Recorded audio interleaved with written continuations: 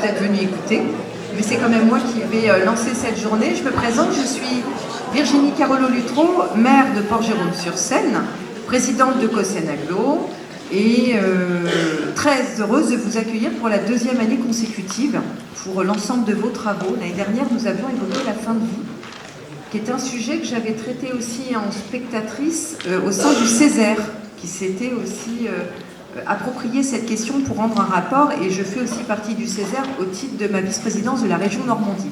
Je ne suis pas en réserve, donc je peux vous dire tout ce que je pense, même si certains qui avaient programmé cette journée des services de l'État ne peuvent pas être présents, je constate que vous êtes encore plus nombreux que l'année dernière, et c'est un vrai bonheur de vous accueillir ici. Vous accueillir aussi avec Jean-Philippe Rigaud, qui est le maire de la commune, donc Notre-Dame de Gravenchon, parce que maintenant on est un regroupement de plusieurs communes, ainsi que Grégoire Montel, qui nous fait confiance pour mener ces journées de travaux. Donc moi je vais vous dire tout de suite la vérité. Je suis là pour l'introduction, mais après je file à Rouen, sur convocation d'Hervé Morin par rapport au budget de la région, au budget notamment du plan Ségur, de la mobilité. Donc je vous quitterai pour être à 11h, je dois être à 11h à Rouen, donc ça va me faire à peu près ne pas rester trop de temps avec vous. Je préfère vous dire la vérité parce que quand j'ai vu votre programme, je sais que je peux faire le parallèle avec la politique, je me suis rendu compte que dans les écrits des philosophes, des penseurs, des sociologues, on avait du mal à accepter qu'on ne dise pas la vérité. Il y a une réalité, et la vérité, c'est telle qu'on la conçoit, telle qu'on l'interprète. Dans le bouddhisme, on disait, regardez un éléphant qui est tâté par 4 aveugles, il y en a un qui touche la trompe, il pense que c'est un tuyau, il y en a un qui touche le pied, il pense que c'est un arbre, il y en a un qui touche la queue, il pense que c'est une balayette à mouche, il y en a un qui touche l'oreille, il pense que c'est une feuille de papier. Eh bien, c'est un peu ça, alors que c'est un éléphant qui, lui, est sorti de la réalité par la vérité interprétée par les hommes et les femmes. Et puis, eh ben, les penseurs disent que le seul endroit où la vérité n'est pas bonne à dire, très mauvaise expression, on devrait dire la vérité n'est pas bonne à entendre, déjà, mais j'y reviendrai, c'est dans le monde de la politique. Alors moi, je ne connais pas votre monde, même si Jean-Philippe partage au sein du conseil municipal ces questions-là, mais au niveau politique, je peux vous dire ce que je pense de la vérité, qu'on en manque énormément. Je suis très à l'aise n'étant candidate à rien du tout à part de rester dans la commune et à l'agglo pour traiter les questions du quotidien de nos habitants. Je constate une déformation de la réalité à travers les vérités que les candidats posent assez phénoménale, et on pense que sociologiquement c'est relativement accepté. On peut mentir par omission, on peut ne pas dire la vérité pour ne pas blesser. D'ailleurs, c'est des règles d'éducation. Je regarde ici dans la salle, il y a des sages, il y a aussi des membres de notre centre social. Quand on est en train de guider les premiers pas de nos citoyens vers la parentalité, on leur dit 2 choses. Il faut toujours oser dire sans blesser et aimer sans tout permettre. C'est un peu les 2 règles, et je pense que ça fonctionne tout au long de la vie dans nos rapports aux autres. Hier, j'étais avec un sociologue, monsieur Michel Lussot, qui a écrit les programmes d'histoire et de français, je crois, qui s'est fait même virer après par Blanquer parce que ça n'allait pas, et il nous disait qu'à travers la vérité, on peut recréer le lien et la confiance dans la société. Donc j'ai l'impression, alors c'est pas tout à fait le sujet que vous allez traiter, mais quand je dis oser dire sans blesser, je pense que c'est en résonance par rapport à vos travaux de la journée vis-à-vis de patients qui savent probablement qu'à un moment donné, vous ne leur dites pas exactement la vérité, mais que vous le faites pour leur bien. Ils savent aussi que la vérité que vous leur dites par rapport à leur famille n'est peut-être pas tout à fait la même. Donc je pense que, idéalement, c'est de ne pas trop la travestir, c'est d'être le plus près possible de la réalité, en tout cas c'est mon avis, et qu'en politique on gagnerait énormément à ne dire que la vérité, même si ça secoue notre pouvoir, secoue la domination, telle que disait Hobbes au XVIIe siècle. Je pense qu'on y gagnerait beaucoup et on remettrait les citoyens autour des urnes de manière certaine. Donc, bons travaux à vous tous.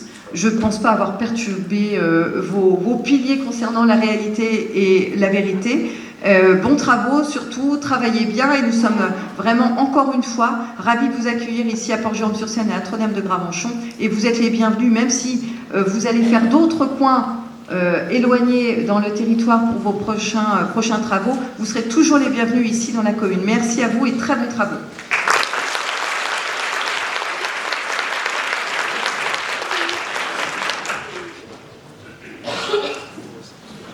Merci Virginie. Bonjour à toutes et à tous. Tous ceux que je n'ai pas salués, Juste un mot, je ne vais rien rajouter à ce qui a été développé là. Simplement vous dire que je suis ravi en tant que régional de l'Étape de vous accueillir également, de m'associer à tout ça. Je voudrais remercier surtout l'équipe de l'espace éthique régional qui sont installés un petit peu partout dans la salle pour leur organisation, comme toujours, au poil, je dirais, au millimètre. Et puis, remercier aussi les services de la ville pour avoir pour permettre le déroulement de cette journée que je vous souhaite fructueuse, riche et conviviale. Merci à vous.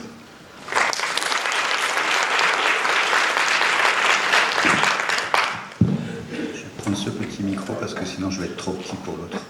Voilà. Donc je voulais m'associer quand même au mot d'accueil avant de vous dire quelques mots sur le fond de cette journée. Donc remercier à nouveau Virginie Carollo et Jean-Philippe Rigaud de nous accueillir. Alors non seulement on aime bien parcourir le territoire, mais on aime bien revenir ici. Donc ça fait quand même la deuxième année. Ça fait déjà une année qu'on s'est réunis ici. Je pense qu'on continuera, si vous en êtes d'accord, parce qu'il y a une de proximité géographique qui permet de se réunir tous facilement, puisque l'espace éthique, je vous le rappelle, a une vocation régionale, territoriale, et que notre grand exercice de style, c'est d'arriver à drainer tout le territoire. Donc là, le positionnement de vos communes nous va très bien de ce point de vue-là, même si, avec mon jeune âge, j'ai dû repasser le bac ce matin. Juste pour rentrer sur ceux qui ne connaissent pas la mission d'espace éthique, elle est triple. La première mission d'espace éthique, j'aime à le rappeler, c'est celle du débat public. Et dans le débat public, il y a avant tout celle de l'information. Et puisque Madame le maire vient de le souligner, je pense que par les temps compliqués que nous traversons, la question de l'information touche aussi à la question de la vérité. Et que la vérité et les choses établies sont pour moi la base de la réflexion démocratique. C'est-à-dire qu'on a tous le droit à nos opinions, mais je pense qu'on devra tous le devoir d'avoir une information juste et éclairée avant de prendre nos décisions. Et donc, effectivement, on ne peut pas aujourd'hui faire un enjambement simple de ce qui se passe dans notre société. Si on revient plus à nos thématiques, c'est vrai que cette question du débat public confronté à la formation renvoie à la question de la citoyenneté, puisque, effectivement, que l'on soit patient, usager, je vous rappelle qu'un usager, c'est pas forcément un patient, ou professionnel de santé, et professionnels de santé, et aussi les professionnels du soin, et en particulier les acteurs du monde médico-social, nous parcourons une somme d'interrogations au quotidien qui ne sont pas résolues ni par les textes, ni par les normes, ni par des recommandations de professionnels. Ça veut dire que les interrogations sont toujours quotidiennes et que finalement, quand on doit vendre ce que c'est que l'éthique, c'est quand même la construction, je vous le rappelle, de réponses collectives à des problématiques souvent singulières, complexes, pour lesquelles il n'y a pas de réponse toute faite. S'il y avait des réponses toutes faites, établies, on ne serait pas là à se réunir pour en débattre. Mais il y a quand même un deuxième volet qui contredit un peu mon premier, c'est le charme de l'éthique, c'est qu'il y a des fois des réponses toutes faites dont il faut se méfier. Les habitudes, les mauvais textes de loi, des formes d'approche, sous contrôle de Guillaume, de sociologie familiale, qui font qu'on ait des habitudes et que ces habitudes heurtent pourtant les droits fondamentaux des personnes. Sans aucun esprit polémique, vous savez que certains établissements pour personnes âgées dépendantes ont été stigmatisés, à mon avis à juste titre, dans les médias, parce que les habitudes de fonctionnement faisaient que les droits fondamentaux de ces personnes n'étaient pas respectés.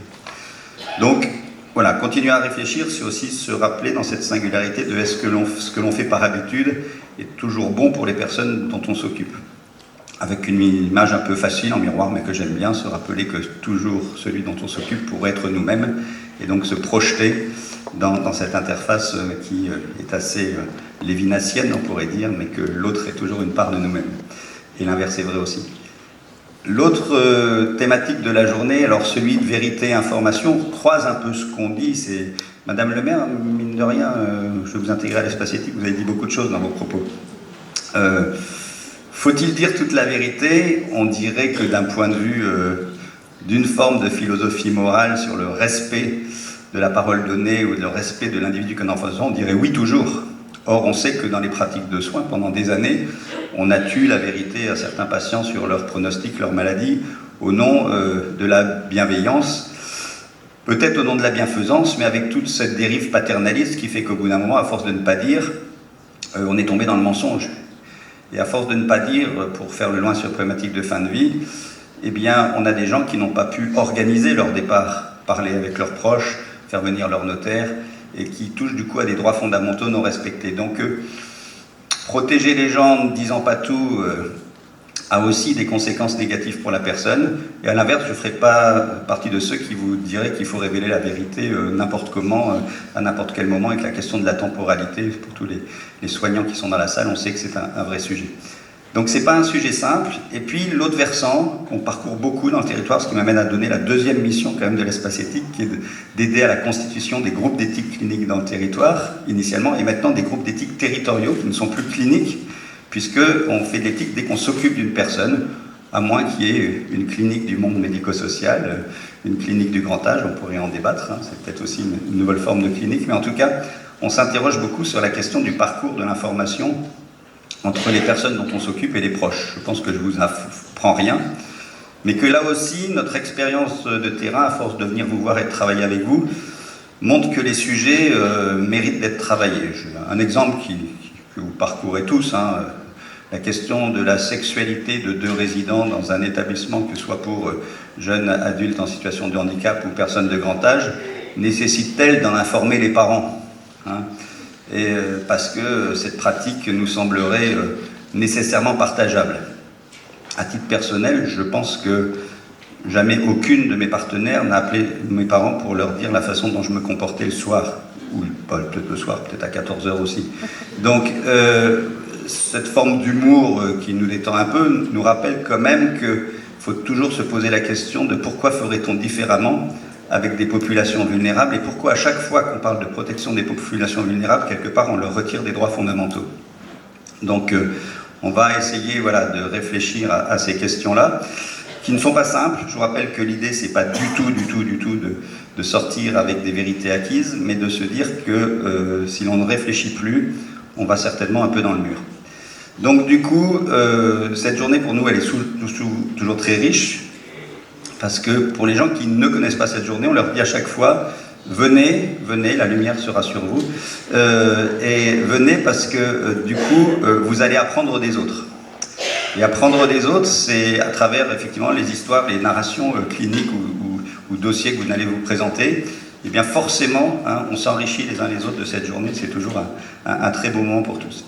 Dernier petit mot, parce qu'à chaque fois qu'on dit qu'on n'est pas trop long, on l'est toujours. Je voulais vraiment remercier l'équipe qui m'accompagne. Vous savez, souvent on dit que l'espace éthique de Normandie a une bonne place sur le territoire national. Donc c'est parce que j'ai une équipe autour de moi, donc Guillaume Grandazzi, Mylène Gouriot, Jean-Philippe Rigaud qui présente le conseil d'orientation, Nadia et Léa pour l'équipe rouennaise, les petits jeunes qui scannent à l'entrée. Enfin bref, il y a toute une petite équipe, Tommy qui est caché quelque part, qui au passage vous enregistre, et ce qui me permet aussi de vous dire que si vous avez une problématique de droit à l'image, il faut nous le dire, parce qu'à ce moment-là on coupe sur les séquences de ce qu'on enregistre, hein, parce que c'est important. Et de ce fait, voilà, cette équipe fonctionne, je l'en remercie, et que voilà, une journée comme ça n'a pas lieu d'être quand on est seul, et que moi j'aime pas être seul, et j'aime bien être accompagné, et je suis formidablement accompagné. Donc merci à tout le monde d'être là, et puis on va passer une bonne journée.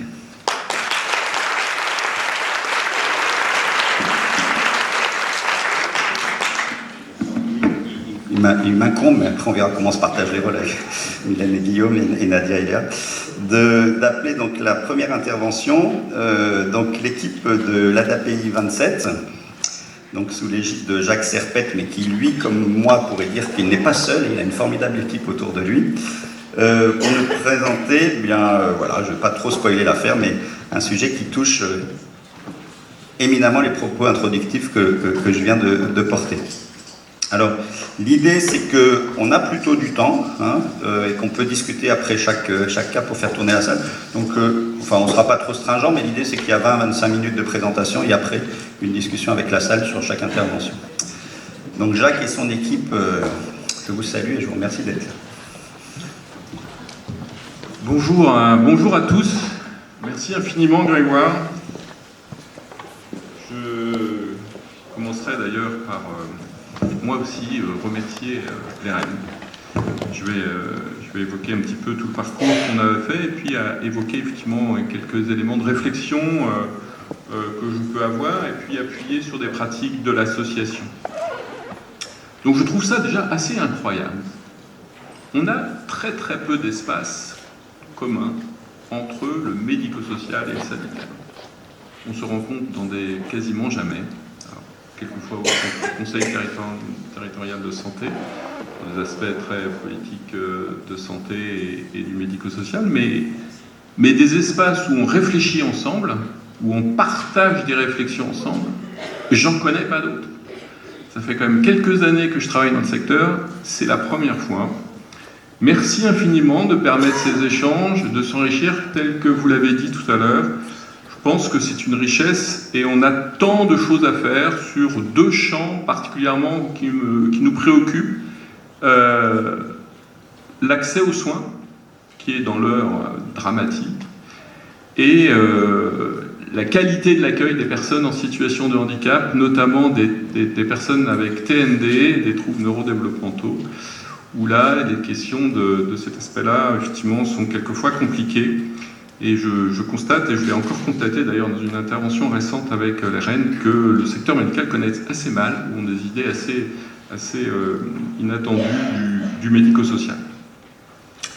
Donc, je vais saisir l'occasion pour remercier les REN dans l'accompagnement qu'ils nous apportent dans notre commission éthique. Cette commission est aujourd'hui une ressource essentielle pour notre association, un espace d'échange entre les professionnels et les administrateurs qui sont aussi parents et dirigeants de l'association, un espace où nous pouvons explorer ensemble des situations complexes rencontrées toujours par les professionnels. Un espace que j'anime avec ma présidente, une occasion unique pour nous d'être à leur écoute, de prendre en compte leurs réalités, leurs difficultés, et contribuer avec tous à la recherche de repères de pratique. Il permet de fonder une communauté de la triple expertise et dépasser ainsi les idées reçues des uns et des autres. Cette notion de la triple expertise dans l'association, elle est essentielle.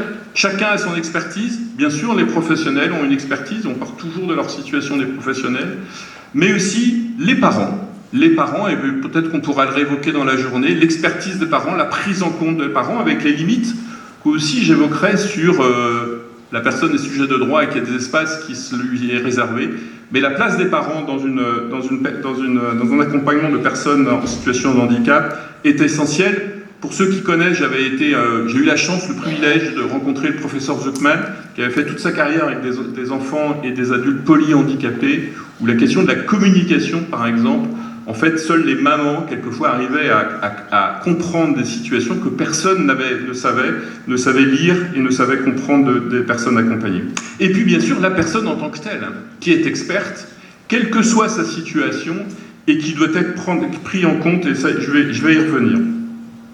Donc cet espace de parole, d'écoute, de non-jugement, d'humilité, participe également pleinement à l'évolution de la qualité de l'accompagnement assuré vers les personnes accompagnées et les résidents. Nous avons démarré vers des sujets sur la contention, dans les pratiques s'écartaient du cadre juridique et du droit qu'évoquait. Quand j'étais arrivé directeur général de l'association, je visitais un établissement et sur les portes, il y avait des petits cadenas. Et il y en avait beaucoup, des petits cadenas.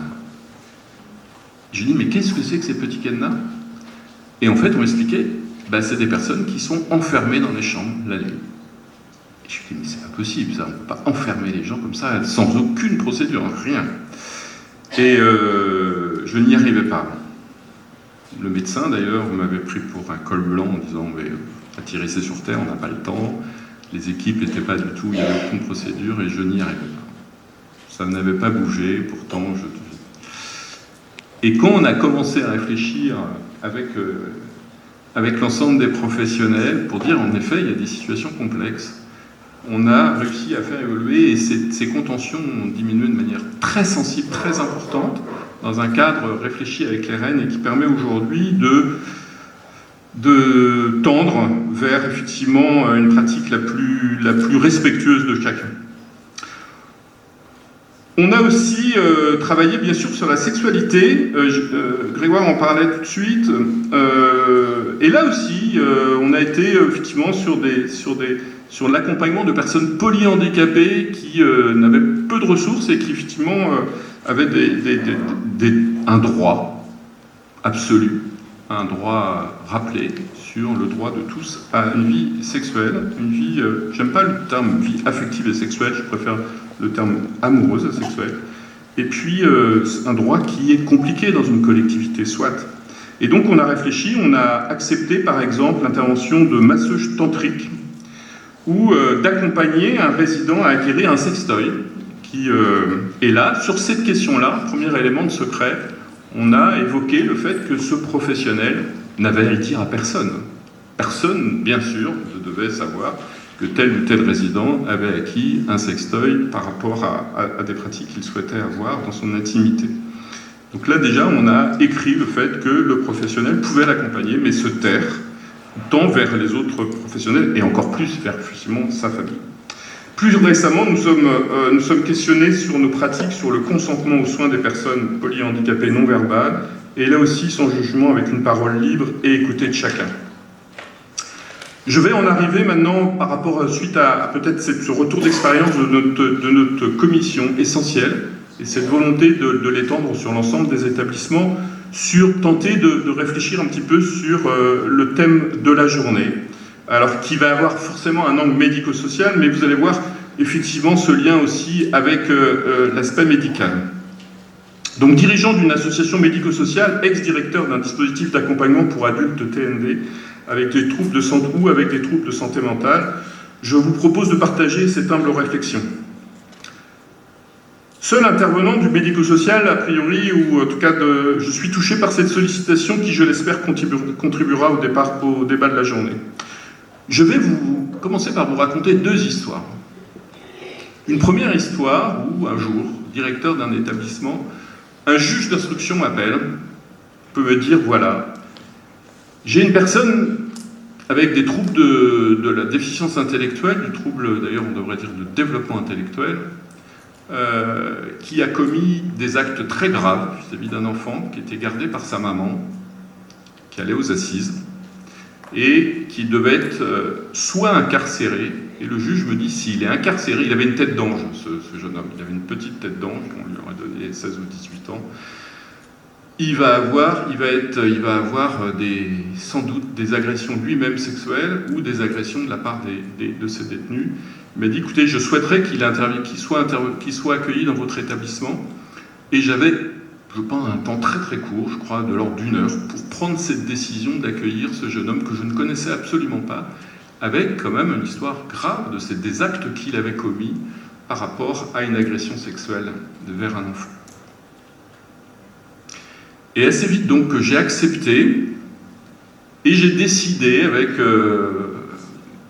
mon cadre de direction que je ne dirais pas le passé, ce qui s'est passé et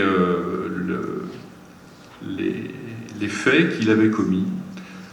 Par rapport à tous les éléments que je pouvais avoir à ce moment-là, j'ai décidé de me taire.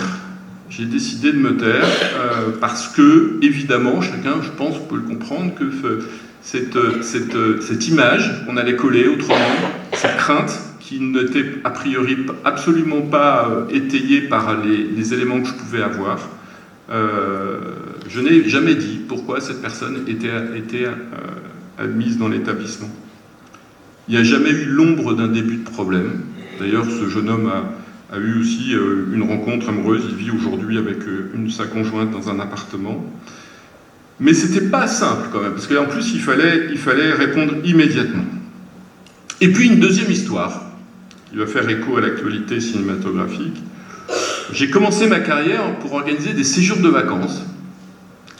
Et un matin, donc, j'allais à l'accueil accueillir les vacanciers pour qu'ils partent en car dans le séjour de vacances, pour m'assurer que les bonnes personnes étaient dans les bons cars. Donc, je ne vous cacherai pas qu'effectivement, le début du film d'un petit truc en plus n'aurait pas pu fonctionner parce qu'on s'assurait que les bonnes personnes étaient dans le bon car. Et puis, donc, j'arrive, il y avait un certain nombre de groupes de personnes, et je salue tout le monde, je dis bonjour à tout le monde.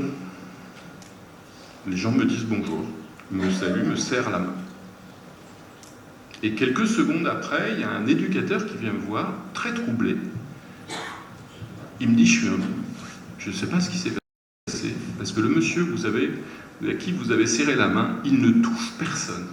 il n'accepte aucun toucher. C'est une personne qui avait un trouble du spectre de l'autisme et qui refusait tout contact, comme c'est quelquefois le cas par rapport à des personnes présentant ça. Alors, je ne peux pas en conclure qu'il ne faut jamais donner d'informations, mais c'est parce que je ne connaissais rien de cette personne que j'ai posé un acte qui a très bien fonctionné, et on aime bien citer Goethe dans l'association, on lui a permis de devenir ce qu'il est capable d'être aussi, dans ce petit acte-là.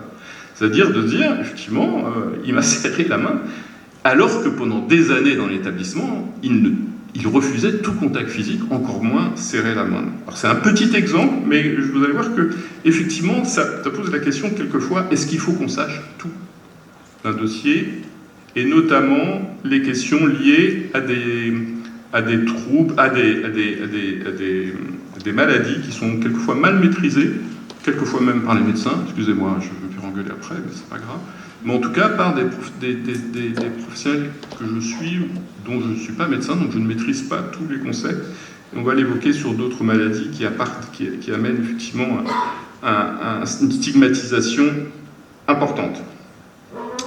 Donc, je reprends parce que j'improvise un peu en permanence, mais j'ai quand même mon fil.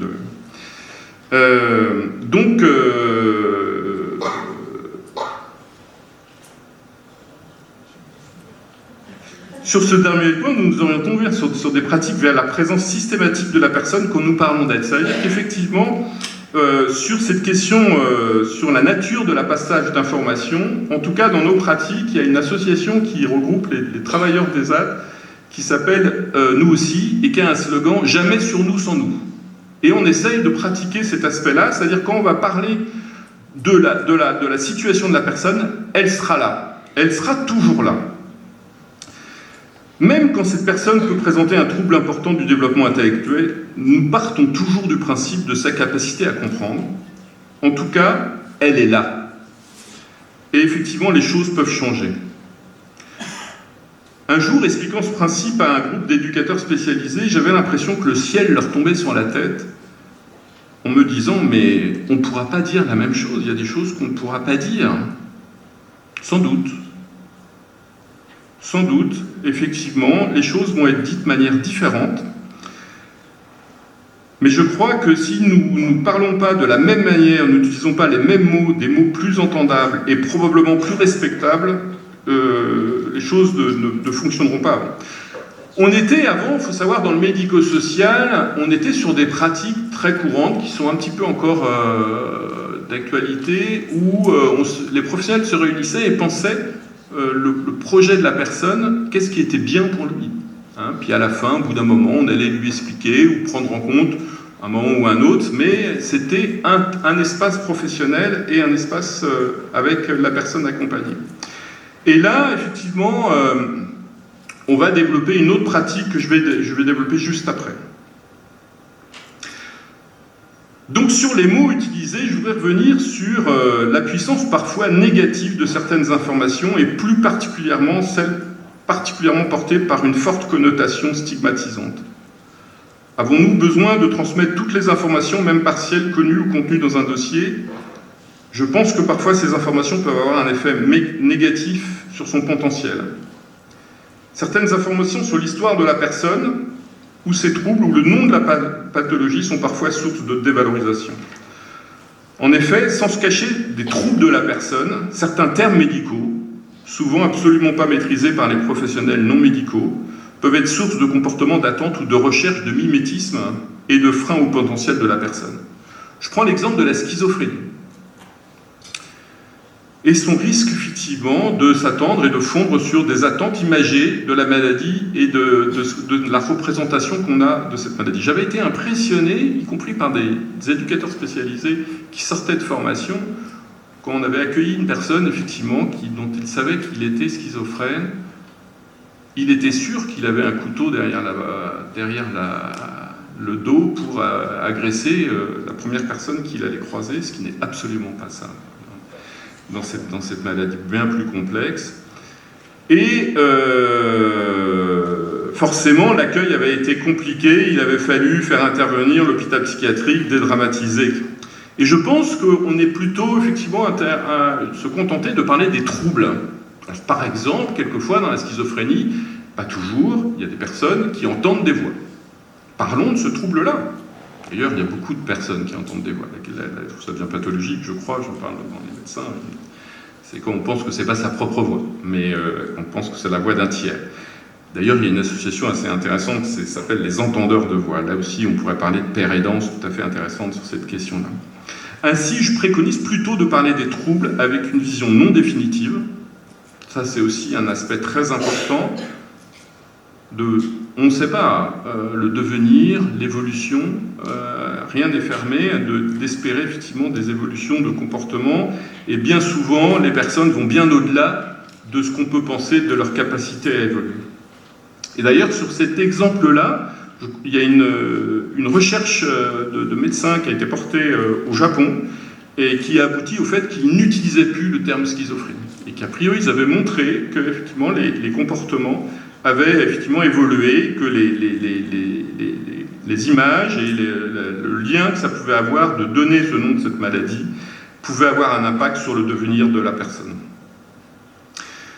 Je ne suis pas médecin, mais en termes de santé mentale ou de troubles de neurodéveloppemental, les situations sont singulières. Tout récemment, j'étais à un congrès de l'UNAPI où un professeur de médecine qui est spécialisé sur les TSA évoquait qu'il y a autant de formes d'autisme qu'il y a de personnes diagnostiquées. Donc voilà sur cet aspect-là, sur le lien, sur ce qu'on peut dire, effectivement, et notamment les termes médicaux qui sont quelquefois très stigmatisants et qui peuvent avoir des idées reçues et qui peuvent amener des mimétismes des personnes. Et donc parlons plutôt des troubles, uniquement des troubles de la personne, en sa présence, toujours en sa présence, même si c'est une personne qui ne communique pas, elle est là et les choses changent. Je voudrais évoquer maintenant nos pratiques d'élaboration des projets personnalisés des personnes que nous accompagnons. Alors dans l'association que je dirige, on a depuis quelques années développé ce qu'on appelle un concept qui s'appelle la valorisation des rôles sociaux. Et alors, je n'ai pas le temps ici de développer, mais c'est un concept de travail social qui est apparu en Europe du Nord et qui a été développé beaucoup et conceptualisé par des Canadiens et des Américains. Je pourrais vous laisser des références éventuellement pour ceux qui voudraient aller plus loin. Et dans cet aspect-là, dans ce principe-là, on va travailler sur ce qu'on appelle l'élaboration d'un PASS, d'un projet personnalisé, alors que je vais expliquer, mais où on va commencer toujours, on parlera de la personne de manière positive. En effet, dans des situations de difficulté avec une personne, un enfant à l'école, une personne dans nos services, tout y passe, peut-être aussi, je ne sais pas, dans les hôpitaux, on a l'habitude d'évoquer la personne de manière très négative, voire de parler que de ses points de difficulté, que de ses troubles, et pas du tout de ses richesses. Alors les grands classiques, hein, c'est ne supporte pas la frustration, ça c'est... Moi non plus, il y a des fois ça m'agace. Le manque de maturité, alors ça je suis mort de rire, le manque de maturité, je l'ai entendu à des enfants de 6 ans, il manque de maturité, oui, ou ça veut absolument rien dire, hein, manque de maturité, ou ne respecte pas les vies de la vie en collectivité. Qui accepterait ici de vivre en permanence en collectivité, d'avoir des horaires, de ne pas choisir la personne avec qui il vit, ou de pas choisir ce qu'il va manger? Donc effectivement, je pense qu'il y a des fois, le vivre en collectivité, c'est compliqué. N'est pas autonome aussi, ça je suis mort de rire, n'est pas autonome, ça veut absolument rien dire, on n'a pas du tout la même définition de l'autonomie. J'avais accueilli d'ailleurs une fois une personne qui avait coché ses marchés, et la personne arrive, c'était pour un séjour de vacances, il arrive en fauteuil roulant. Je dis, mais c'est pas du tout un séjour pour des fauteuils. Mais effectivement, la personne était capable de se lever du fauteuil et de faire quelques pas. En tout cas, tous ces aspects-là, bien souvent quand on parle, et c'est incroyable aussi, on accompagne des enseignants dans le cadre de ce qui s'appelle une équipe mobile d'appui à la scolarité. On va accompagner les enseignants sur des enfants en situation de handicap avec qui ils rencontrent des difficultés. Et donc, ils font une note de la présentation de l'enfant. Mais c'est incroyable. Mais cet enfant, il sait faire quoi? Il a quoi comme qualité? Quelle compétence il peut avoir, quel atout il a, rien n'est présenté. C'est que des aspects négatifs et c'est assez impressionnant. Et donc, alors je voulais aussi évoquer les dossiers MDPH, où là, vous allez insister sur tous les manques, toutes les difficultés. Quelle image pour les personnes qui remplissent ce dossier, de aussi ce qu'elles vont avoir et de la manière de se considérer suite à cette image. Et donc, on se demande si la personne a des compétences ou des qualités. Et donc, on va essayer, nous, dans le cadre de l'élaboration de ce pass, de travailler autrement. Déjà, la personne invite qui elle veut, sans aucune limite. Donc, on va faire effectivement une réunion qui va durer d'ailleurs assez longtemps, 2-3 heures en général, mais elle invite qui elle veut sans aucune limite, sauf l'animateur du pass. C'est un mur qu'on va tapisser parce qu'effectivement, sur le projet, ça va permettre des interactions. Donc, il peut inviter des gens qu'il faut. Moi, j'avais été étonné. Par exemple, une sœur qu'on ne connaissait absolument pas. Une fois, le maire du village avait été invité, d'ailleurs. Le maire du village était invité, il était venu, d'ailleurs. Ou des gens avec qui on avait peu de contacts. Et puis, ils peuvent ne pas inviter leurs parents. Ils ont le droit. D'ailleurs, ça va troubler des parents, le fait qu'ils peuvent ne pas vous inviter. Et, des fois, ils ne les invitent pas. En général, ils les invitent, mais quand les parents sont là. Mais, et puis, on va effectivement... on va commencer par l'étoile du Nord, c'est-à-dire sur le rêve de la personne. Ça peut être des choses qui ne sont pas réalistes, mais en général, ça l'est. En général, l'étoile du Nord, c'est vivre comme tout le monde. Très souvent, ça tourne autour de ça. Et puis, on va arriver sur les qualités. On va ne parler que de ses qualités, en sa présence. Et moi, j'avais commencé le pass avec des personnes avec qui on avait beaucoup de difficultés. Une personne dont j'ai en tête, où l'équipe était en grosse difficulté, tout le monde était en grosse difficulté. Et on a commencé par ses qualités. Et ce qui était impressionnant, c'est qu'on n'avait même pas assez de place. On arrivait à tellement donner des qualités de cette personne qu'on n'avait même pas assez de place sur le tableau. Alors quel impact ça peut avoir sur cet aspect-là? Alors c'est un concept en psychoclinique qui est, par certains auteurs, appelé l'effet Pygmalion, qui a été démontré à plusieurs moments. Vous savez, on fait des expériences en psychoclinique ou des mêmes sociologies de groupes d'élèves. On fait des groupes d'élèves assez proches en termes de capacité, de réussite scolaire, etc. Et on va présenter à l'enseignant le groupe d'élèves de manière assez négative, de dire c'est un groupe d'élèves qui a beaucoup de difficultés, ça va pas être facile votre année scolaire, etc. Et sur le même type de groupe d'élèves, on va le présenter de manière très positive, alors que c'est effectivement des groupes d'élèves de même niveau et de même capacité et on s'aperçoit toujours que le fait de la présentation effectivement qu'on fait aux enseignants, le groupe d'élèves qui a été décrit de manière très positive progresse beaucoup plus, à des acquisitions scolaires beaucoup plus importantes que les autres.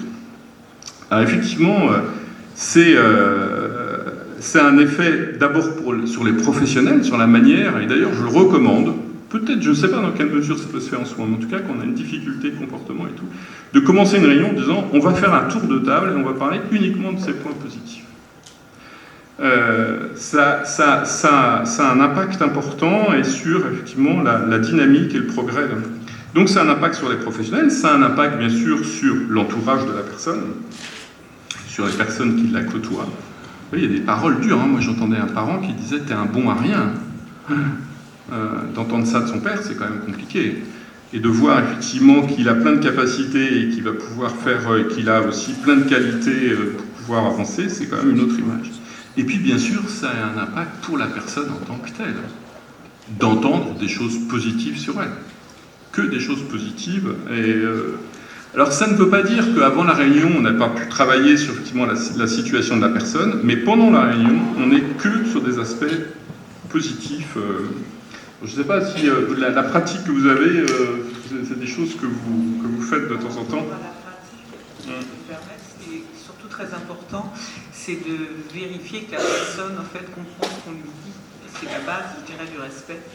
C'est-à-dire que si la personne n'a pas d'acquis scolaire, je suis négatif, mais il est important de compenser par des photos, par des pictos, et s'assurer à la fin du pass, puisqu'on le reprend. Il y a donc l'item noté sous l'étoile du Nord, et le plan d'action, et on vérifie que le plan d'action est tout à fait compris par la personne, en lui demandant de réexpliquer. Parce que je pense qu'on ne peut pas faire son projet si on ne comprend pas ce qui est écrit. Et ça fait pas, c'est une des bases choses du respect. On n'entendait pas? Ça allait, mais ça s'arrête. Voilà, enfin, c'était surtout ce En point-là. tout cas, c'était la compréhension. Audrey, peut-être un mot, s'il vous plaît. Oui, bah après, ils ont... donc moi, je suis sur le pôle travail donc dans un ESAT. Après, ils ont souvent quand même une demande liée avec le travail, mais des fois pas que. Et donc, on essaie de les aider du mieux qu'on peut à pouvoir trouver des objectifs pour pouvoir réaliser leur projet. Et après, c'est vraiment eux aussi dans le PASS qui sont vraiment acteurs de leur projet, c'est-à-dire qu'on ne va pas faire à leur place. Si ils ont, je sais pas, admettons, envie d'aller faire du bénévolat, par exemple, on va les aider à entreprendre les démarches, mais après c'est eux qui vont les faire vraiment tout seuls. On ne fait plus à leur place comme on pouvait faire il y a quelques temps, où c'était nous, on allait tout le temps les solliciter en disant là faudrait faire ci, là on va faire ça, là c'est vraiment eux qui sont vraiment acteurs en fait de leur projet. Donc, alors, et puis on va utiliser les dessins aussi, quelquefois aussi. Effectivement, on va utiliser, pour des personnes notamment qui n'ont pas accès à l'écrit, mais pour tout le monde, il y a plein de conférences maintenant qui utilisent l'illustration. On va utiliser des dessins pour essayer d'adapter, pour que la personne comprenne au mieux, et puis que d'entourer l'ensemble des choses. D'ailleurs, c'est d'ailleurs, et j'en profite, c'est à la fin du projet, il est signé. Chacun signe, parce que chacun va avoir... Alors après le projet, une fois qu'on a fait tout ça, c'est qu'est-ce qu'on fait demain matin, qu'est-ce qu'on fait à 3 mois, à 6 mois et à 1 an, et on a un plan très opérationnel avec la personne. Donc tout, par rapport au thème, tout l'accompagnement est toujours fait en présence de la personne, en évitant de partir sur de toujours penser à la capacité de son évolution, qui est souvent au-delà de ce qu'on pensait, laissez-nous bluffer sur la capacité d'évolution des personnes. Et c'est vrai qu'on a tous des exemples incroyables des fois où on ne pensait pas que ça allait être possible, même les parents, disant jamais j'aurais pensé qu'il aurait un appartement, ou effectivement une vie professionnelle et des capacités d'actes professionnels, ou pour des personnes polyhandicapées, d'avoir des accès à la vie sociale et d'arriver à mener des choses où, par exemple, des discours, là on est en train de construire une maison d'accueil spécialisée où le discours a été fait par une personne accompagnée qui était un discours incroyable sur la manière dont il a dit, où lui il exprimait le fait de pouvoir aller au kebab tous les jours. Juste pour ajouter en fait par rapport au PASS, l'idée en fait c'est vraiment un dialogue. C'est-à-dire qu'à la différence d'une réunion de synthèse où c'est plus le professionnel qui parle, là vraiment, je pense que le temps de parole de l'adulte, adulte accompagné, est je pense similaire à l'ensemble des personnes qui sont autour de la table. Et je trouve en cela que c'est très novateur. Tout à fait, c'est une évolution importante de la manière de travailler, c'est pour ça qu'on arrête de penser à la place des gens. Et c'est pas si simple que ça. Donc voilà, je veux simplement conclure que la projection que nous avons du potentiel de la personne est puissante dans son devenir. Peut-être que le regard qu'aussi un soignant peut avoir de la guérison d'un patient peut avoir aussi un impact sur sa guérison et sur l'évolution de sa pathologie. Voilà ce qu'on avait à vous dire. Je vous remercie de votre attention et on peut, je ne sais pas s'il y a une phase de questions. Je sais pas.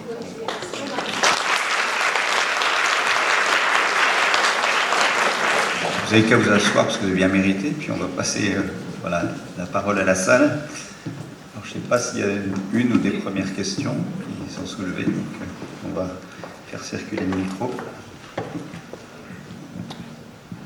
Juste, je vous demande à chacun de vous présenter pour savoir qui vous êtes. Bonjour, Claude Goulet, représentant des usagers. 2 points. Le premier, c'est pour ce qui vous concerne. J'étais très heureux d'entendre parler à nouveau de VRS, de PASS et de Wolfenberger. Donc on se retrouve sur un terrain que nous avons mis en place en 80, il y a longtemps. Mais c'est heureux de voir que tout continue et vraiment enchanté. Deuxième point, c'est pour les rennes. dans une fiche qui concerne la communication aux personnes en difficulté, elle est complètement erronée. Elle parle encore de tutelle, de curatelle et d'information qu'on doit donner. Et c'est complètement faux. Depuis 2019, les personnes qui ont des difficultés, qui sont sous protection juridique ou judiciaire, ont tous les droits de tout le monde. On n'enlève plus les droits aux personnes. Et donc, ils doivent donner leur avis sur leurs soins.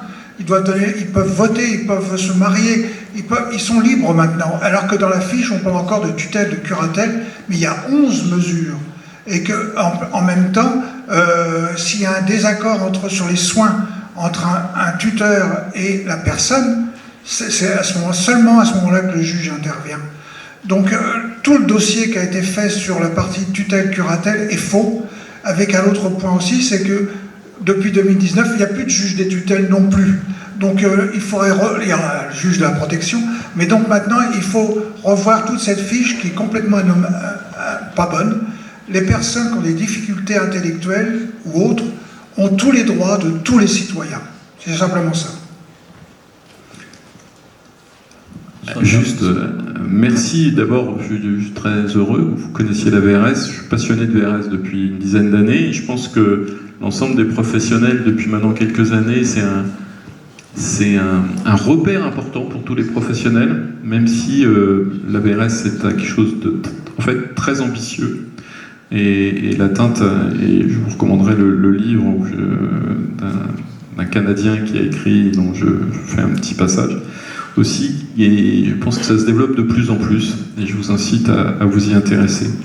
Ça nous donne un axe de travail avec les reines, pour revoir, j'ai pas lu cette fiche moi, mais tous les droits, vous savez que la France est attaquée quand même sur la reconnaissance des droits, parce que même la question d'un jugement de protection est contestée au niveau international, parce que il y a quand même des choses limitées. Normalement, pour se marier, déjà, il faut l'autorisation du juge, par exemple. Ça reste une obligation pour moi, ça, par exemple. Ou sur des aspects très importants de choix patrimoniaux. Mais vous avez raison, bien sûr. En droit, c'est la réalité. Ils ont des droits comme tout le monde, et je milite pour ça. Une personne est une personne. Un enfant est un enfant. Vous savez qu'aujourd'hui, les enfants qui sont accompagnés chez nous ne sont pas inscrits à l'école, contrairement à la loi. C'est un vrai scandale. Il y a 2 types d'enfants aujourd'hui. Il y a eu des déclarations que ça va faire, mais il y a des sujets incroyables. Ça, c'est le droit dans la réalité, et là, ça peut être des sujets dans notre prochaine commission éthique. C'est pas tout à fait ça. Il y a des sujets de pratique où on se colle des fausses idées, par exemple sur la protection, ex-tutelle ou curatelle, où les familles sont quelquefois pas suffisamment formées là-dessus. Or, c'est pas vrai, vous avez raison, que moi, quand j'accueillais un adulte, vraiment, je m'adressais à lui, la famille pouvait être là, et je dis, maintenant, tu as un séjour, je l'ai vous voyez d'ailleurs, pour des raisons aussi, je crois, éthiques, parce qu'il n'y avait pas de raison que les tutoie. Et c'était à lui de décider, et que lui expliquer que ses choix, c'était lui qui allait les faire, mais il avait besoin de sa famille pour réussir, et c'était important, et quelqueuvoi, quand il y a des désaccords, il y a des conflits de loyauté, ça peut être compliqué quelquefois dans des situations, mais vous avez raison, le droit est principalement le même, et que c'est pas assez connu. Et donc du coup, faut relire ce document de l'ERN, je ne sais pas. Non seulement il faut le relire, mais il faut le corriger. alors juste pour information, c'est vrai que nous on a une personne référente que vous connaissez, qui est Gilles Raoul-Cormel, qui est notre collègue professeur de droit, qui défend tout ce que vous venez de dire et ce qui est repris depuis des années. Donc, mea culpa ou nostra culpa, le problématique d'Internet, c'est ça, c'est qu'il perdure des documents de temps en temps un peu obsolètes. Donc, il faut qu'on mette ça à jour. Et effectivement, avec toute cette philosophie, moi je vous rejoins, combien de fois nous appelle-t-on avec l'idée de comment et quand doit-on contacter le tuteur pour prendre une décision de soins, alors qu'on ne s'est même jamais intéressé à la parole du patient et qu'il ne lui a jamais posé la question. Il y a aussi des automatismes historiques. Donc le fait que la fiche soit obsolète nous rappelle ces automatismes historiques qu'il faut abandonner. Voilà, c'est ça, donc merci pour votre remarque. Est-ce qu'il y a d'autres questions dans la salle? Moi j'avais une petite remarque, mais je ne veux pas accaparer la parole. Alors attends qu'il y ait des questions. Non, je voulais juste me poser des mots sur ce qui a été dit. C'est-à-dire que je suis là aussi pour montrer ce qui évolue. L'espace éthique est là pour montrer tout ce qui évolue. Alors quand on voit l'équipe de Jacques Serpette et ce qui a été fait, on a envie de dire on aimerait que ce soit partout comme ça. Voilà. Alors moi je ne suis pas donneur de leçons, mais quand même si on invite des gens, c'est pour dire que malheureusement c'est pas partout comme ça. Voilà. Et que sur la question du partage d'informations, il y a, enfin je paraphrase ce qui a été dit, Jacques, c'est que il y a une habitude professionnelle qu'on a tous, c'est qu'on partage l'information par rapport à des obligations et des moyens de prise en charge et de soins. Donc on parle que des carences et des... Donc il faut en parler, mais entre professionnels, pour savoir ce qui reste à faire vis-à-vis de la personne. Mais quand on est effectivement sur le parcours de vie, c'est l'inverse qu'il faut faire. C'est donner l'information positive des capacités. Le mot n'a pas été lâché, mais il faut le lâcher. Et là, on vient à un fondement d'éthique, c'est quand le transfert d'informations entre les professionnels de santé n'est fait que sur le versant des incapacités, on est dans la stigmatisation négative. Et on enferme les personnes, c'est ça le problème, d'accord? Enfin, je mets des mots sur ce qui a déjà été dit. On enferme les personnes dans une image sociale qui n'est pas le réel. Et donc, vous savez qu'entre vérité et réalité, il y a quand même un vrai débat. Et donc, c'est quand même, enfin, c'est un changement de paradigme. Encore une fois, je ne suis pas pour donner des leçons, mais comme il y a aussi les plus jeunes dans la salle, peut-être que les plus vieux, et moi aussi, je dois l'entendre, il faut changer, voilà, notre façon de penser, notre métier du soin au sens large. C'est-à-dire qu'il faut dire, c'est-à-dire vers quoi on va, vers le positif.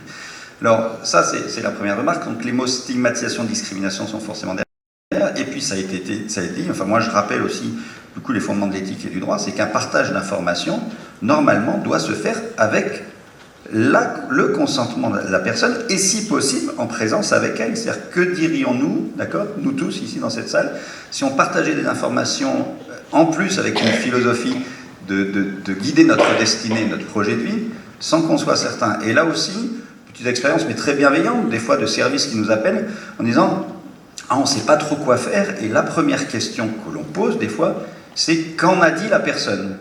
Et encore une fois, sans porter de jugement de valeur, mais je le fais un peu parce que vous me connaissez, et je me l'applique à moi-même, très souvent on disait « Ah, mais on ne l'a pas interrogé la personne ».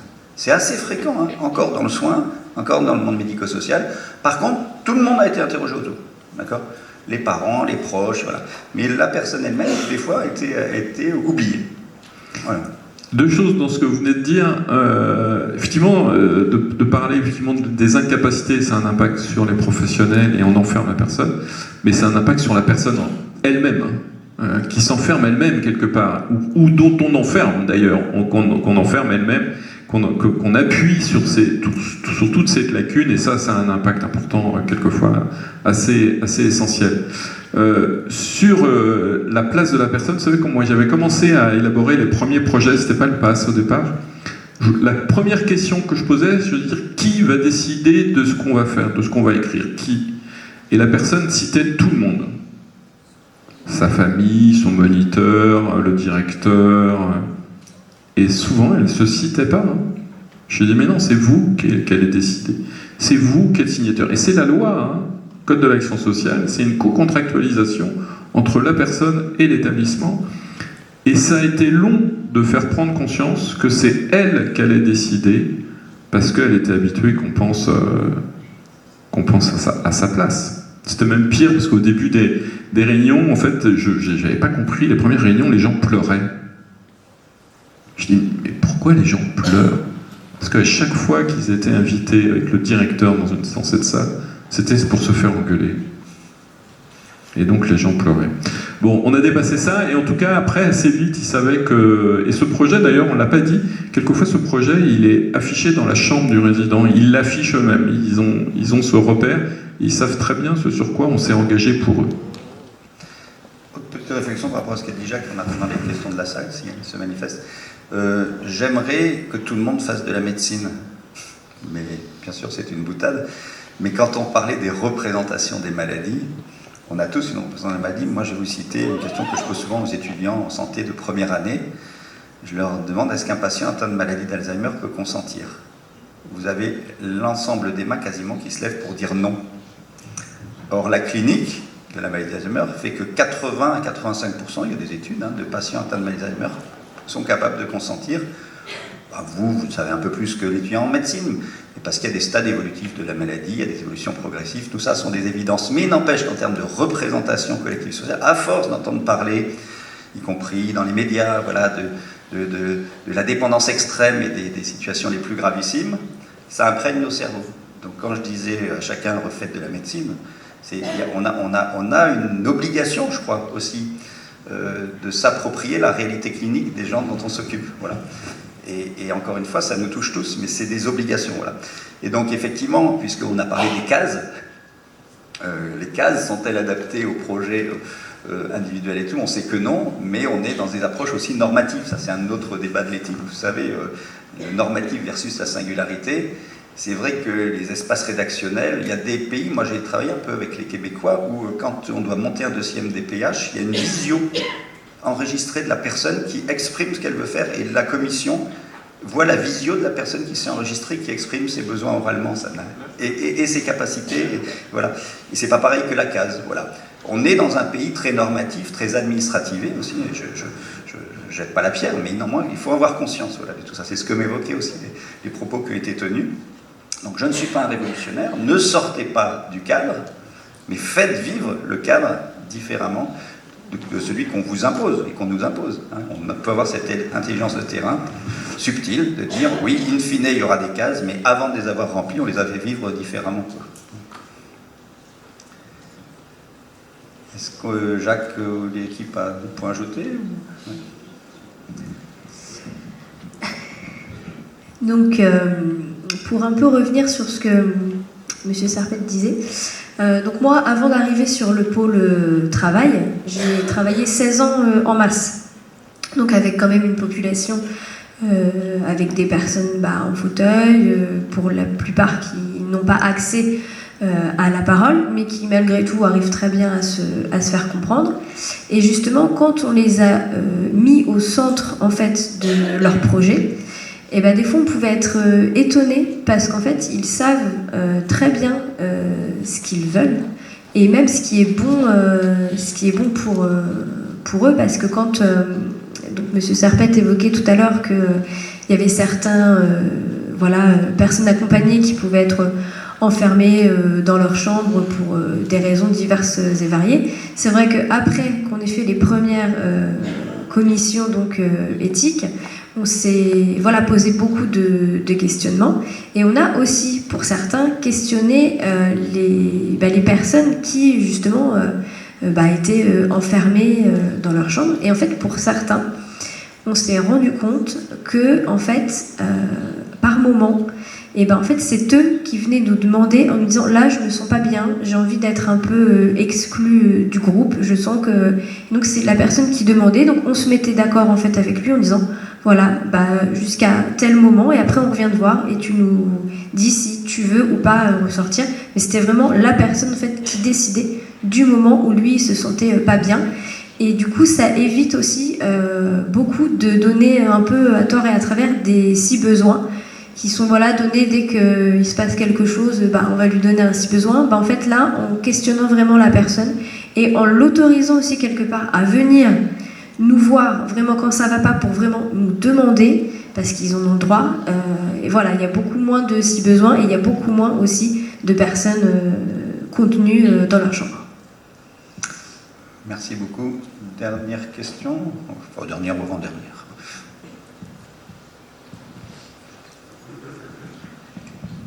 Merci. Bonjour, Clémence Roucan, directrice d'EHPAD et filière gériatrique sur Cherbourg. Par rapport à votre expérience en masse, je voulais savoir justement sur la construction du PAP, enfin du projet personnalisé, concrètement comment ça se passe? Est-ce que c'est quand vous le construisez avec l'usager, est-ce que c'est systématiquement dans le cadre d'un collectif pluriprofessionnel? Et je me dis que parfois ça peut être un peu impressionnant pour un usager de s'exprimer dans ce cadre-là qui est assez... ou est-ce que c'est un moment individuel avec un soignant référent?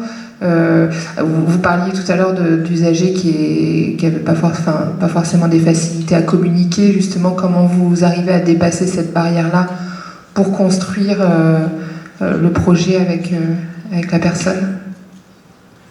On est pour les publics et pour les établissements maisons d'accueil spécialisées, on est en train de lancer la démarche.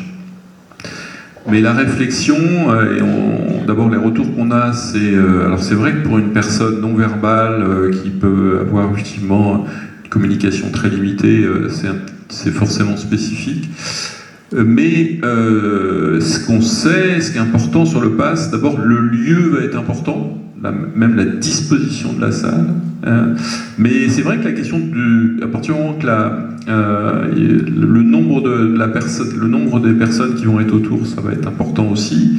Mais la capacité effectivement d'essayer de voir effectivement sous tout le monde, toutes les personnes qui peuvent être autour d'elle, qui la connaissent, sa capacité d'expression non verbale, mais comme le dit Audrey, il y a plein d'autres manières de participer et d'exprimer. Et puis les professionnels aussi connaissent quelquefois ce qu'elle aime, ce qu'elle ne veut pas faire, ce qu'elle veut faire, les choix qu'elle veut faire. Et donc on sait que ça se réalise ailleurs et on va le mettre en place. Mais on est en train de le mettre en place.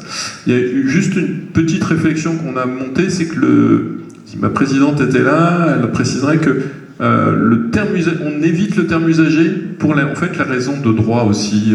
La personne, moi j'avais une travailleuse qui m'avait dit ici, Monsieur Serpette, je suis pas un torchon. Alors elle utilisait usager mais c'est un terme qu'ils aiment pas. Personnes handicapées non plus d'ailleurs. Donc le terme qu'on a choisi au mieux, c'était personnes accompagnées. Le terme accompagné est aussi important dans le code de l'action sociale, c'est d'être à côté, de soutenir. Mais pas de faire à sa place, et surtout pas que la personne ne soit pas consommatrice, mais bien actrice. Et donc, voilà, c'est aussi tout ça. Mais donc, pour répondre, on est en train de le mettre en place, les gens sont en train de se former, mais c'est vrai que c'est plus compliqué, c'est plus spécifique en tout cas, sur un public, monter un pass sur un public masse. Alors pour les gens, je suis pas sûr que tout le monde sache ce que c'est qu'une maison d'accueil spécialisée, pour des personnes polyhandicapées avec peu d'autonomie. Et d'ailleurs, au contraire, je posais la question l'autre fois à une intervention à RN sur, à votre avis, combien de médecins il y a dans une masse? Nous, on accueille 57 personnes dans une masse. Je ne vais pas faire le sondage là, parce qu'on n'a pas le temps, mais en fait, on a 0,20 médecins en tout et pour tout, de médecins généralistes pour accompagner. Donc c'est peu médicalisé quand même, avec un psychiatre qui intervient aussi, mais en médecin généraliste, 0,20 pour 57 personnes. Je crois qu'il y a ta collègue qui voulait rajouter un truc. Donc du coup, même si pour la masse, le pass, c'est juste, voilà, on commence à le mettre en place, mais sinon, pour le projet personnalisé, déjà, chaque personne accompagnée a une ou deux personnes vraiment référentes, même si tout le monde, après tous les professionnels s'occupent au quotidien de la personne, mais pour tout ce qui est aspect dossier, tout ça, il y a vraiment une ou deux personnes. On reprend généralement toutes les transmissions qui ont été faites de l'ensemble des collègues. Comme dit Monsieur Serpette, on finit après par savoir quel résident va être attiré plus par, je sais pas, par exemple la piscine, ou plus des sorties au cinéma, plus du snozelen, de la musicothérapie. Et après, on essaye plein de petites choses, et en fait, on monte son projet en fonction des choses auxquelles il a le plus en fait réagi. Et on regarde ses comportements, si les jours après il était content, il n'était pas content. Voilà, généralement c'est comme ça qu'on arrivait à monter le projet. Et effectivement, à son projet, tout le monde n'y allait pas. C'était vraiment son référent ou son co-référent si vraiment le premier n'était pas là. Mais voilà, avec l'adjoint de direction, la coordinatrice de l'unité, avec sa famille s'il en avait, ou avec son tuteur s'il y en a. Voilà. Merci. Pas de regret pour une dernière question? Pardon, excusez-moi. Je voulais juste faire un focus par rapport au PASS et par rapport à la notion de qualité de compétence. Parce que, en fait, c'est assez pathétique qu'un travailleur ne soit pas capable de donner une compétence d'emblée. Et je trouve que là, on est à peu près sur la deuxième saison du PASS. Et on s'aperçoit que ça se décoince beaucoup. C'est-à-dire que les travailleurs sont capables enfin de reconnaître leurs compétences. Enfin, je trouve que ça est... Voilà. Merci. Donc on va vous applaudir, vous remercier.